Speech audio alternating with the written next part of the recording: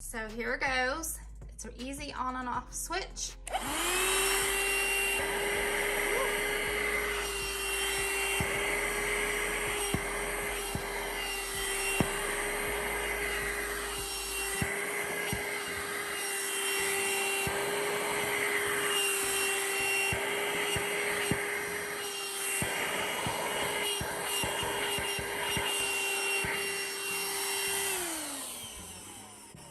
Did you see? Did you see the suction on that little guy?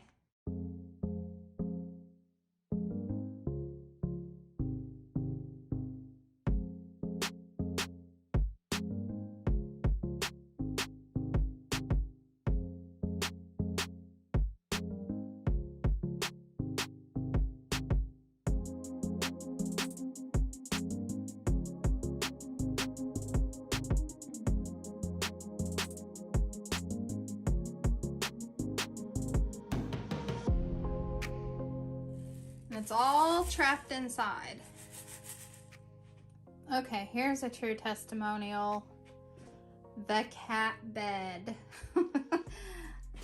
There mounts a lot of hair in this cat bed.